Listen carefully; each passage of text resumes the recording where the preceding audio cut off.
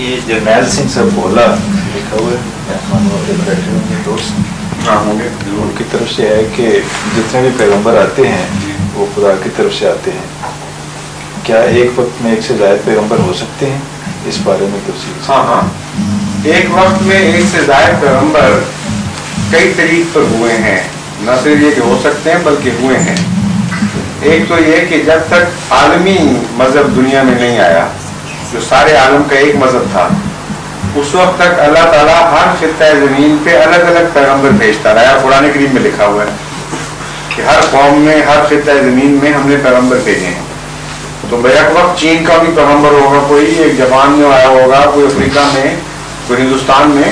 ضروری نہیں کہ سارے ملکوں میں اکٹھے آئے ہوں, لیکن امکان موجود ہے. جب قومیں بہت بڑی ہوئی تھیں کہ کسی ایک وقت میں دنیا میں ایک سے زائد نبی الگ الگ قومیں موجود ہیں.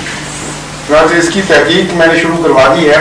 متفرق علماء کو مقرر کیا ہے کہ جو انبیاء کا بائبل میں ذکر ہے وہ مشہور انبیاء, ان کے زمانے کی تاریخ دیکھ کر یہ معلوم کریں کہ اس دور میں دنیا کے کس خطے میں کوئی اور نبی موجود تھا اور وہ کیا کہہ رہا تھا اس وقت. اس لیے اصولاً یہ بات درست ہے.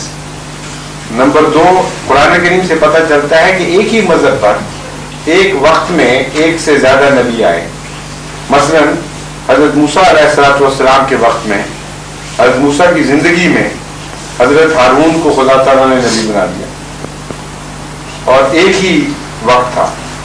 اسی طرح آپ کی اولاد میں سے پھر ایسے وقت میں باپ بیٹا دونوں نبی موجود ہیں. حضرت یوسف بھی نبی ہیں اور حضرت یعقوب بھی نبی ہیں, اور دونوں اکٹھے نہ صرف ایک زمانے میں بلکہ ایک جگہ اکٹھے ہوئے مصر میں اور اکٹھی زندگی گزاری.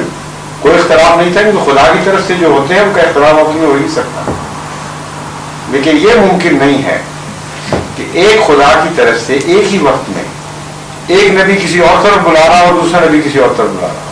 یہ غلط ہے, یہ عقل کے خلاف ہے, یہ قابل قبول بات ہی نہیں ہو